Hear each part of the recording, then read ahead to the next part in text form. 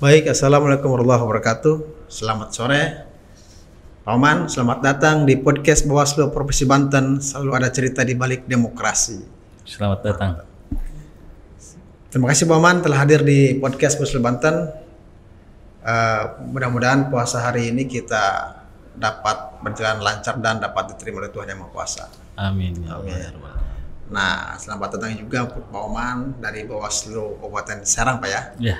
Di podcast Bawaslu Banten dalam rangka memberikan wejangan lah pada sore hari ini atau pesan dan kesan. Nah, untuk itu saya ingin sekali berkenalan dengan Pak Oman ya. Siap. Pak Oman dari mana gitu kan? Di rumahnya di mana gitu, tugasnya di mana juga ya. Betul. Silakan Pak Oman. Ya. Assalamualaikum warahmatullahi wabarakatuh. Waalaikumsalam warahmatullahi wabarakatuh. Alhamdulillahirabbil alamin amma ba'du. Yang saya hormati Pak Adin selaku yang punya gawean ini host lah Pak ya, host ya. Ya, mewakili lembaga Bawaslu Provinsi Banten. Alhamdulillah hari ini mudah-mudahan dalam keadaan sehat ya. Amin Pak. Apalagi di tengah puasa ini dan tantangannya karena situasinya masih pandemi, ya kita sisi lain kewajiban harus dilaksanakan, kesehatan juga harus dijaga. Izinkan saya mengenalkan diri, nama saya Abdul Rahman, biasa dipanggil Oman. Kalau asal instansi dari Bawaslu Kabupaten Serang, alamat saya di Baros. Baros Pak ya. Di Baros itu di Kabupaten Serang cukup terkenal lah, salah satunya dengan adanya durian jatuhan Haji Arif, kira-kira begitu. Baros itu. Selain terkenal ya. Iya, selain kemacetannya gitu Pak. Oke, baik, itu cukup Pak ya.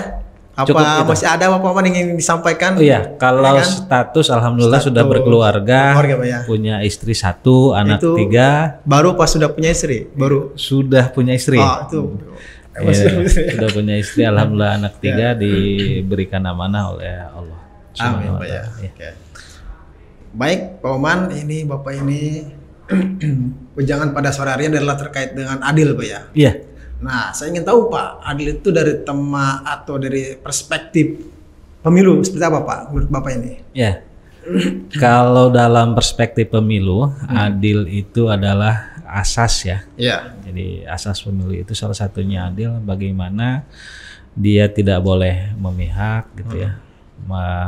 Jadi memperlakukan satu sama lain itu sama, kira itu. Dalam hal ini adalah peserta pemilu atau pemilihan, baik itu partai politik ataupun kandidat yang akan menyelenggarakan atau mengikuti kegiatan pemilu atau pemilihan. Ya, itu dari kepemiluan Pak ya. Iya. Ada nggak adil itu dari perspektif keagamaan Pak? Menurut Bapak seperti apa gitu? Nah ini, jadi sangat menarik Pak ini ya.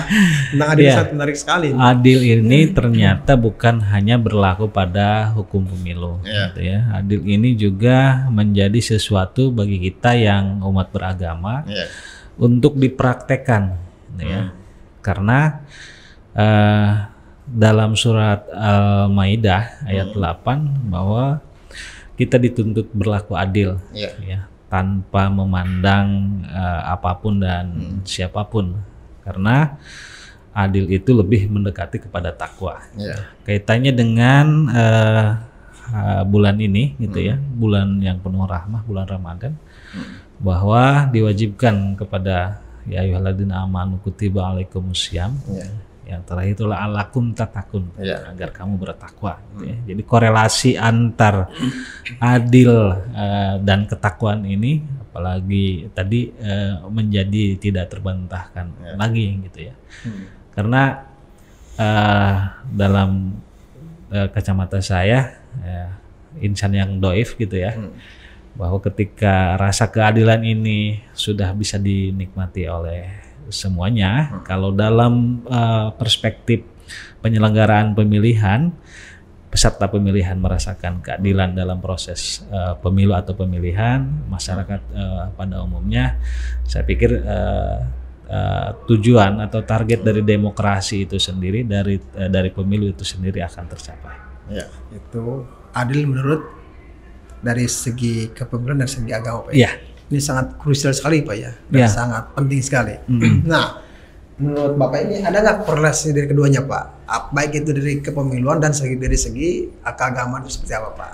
Ya, tadi yang saya sampaikan bahwa adil dalam proses pemilu dan dalam proses keseharian kita dalam artian keagamaan religiusitas kita ini sangat erat kaitannya. Karena apa? Adil ini adalah sikap yang harus menjadi keseharian kita.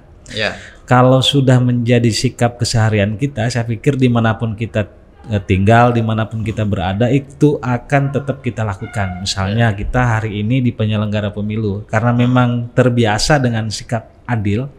Adil yang terbiasa sangat dekat itu kan ya dengan keluarga kita. Bagaimana kita memperlakukan anak, bagaimana kita memperlakukan istri dan anggota keluarga yang lain gitu ya.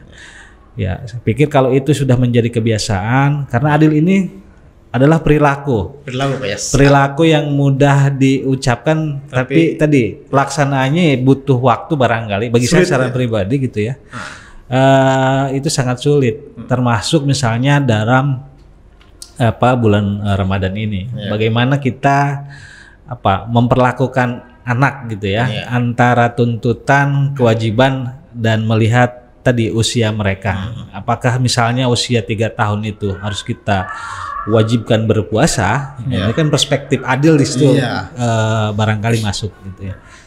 Jadi tadi bahwa adil ini bukan hanya terkait dengan kepemiluan gitu ya. Karena adil ini di agama kita, agama Islam atau agama yang saya anut, itu sesuatu atau sikap yang harus menjadi keseharian gitu ya. Karena tadi sebagaimana disampaikan bahwa adil ini adalah mendekati takwa, mudah-mudahan.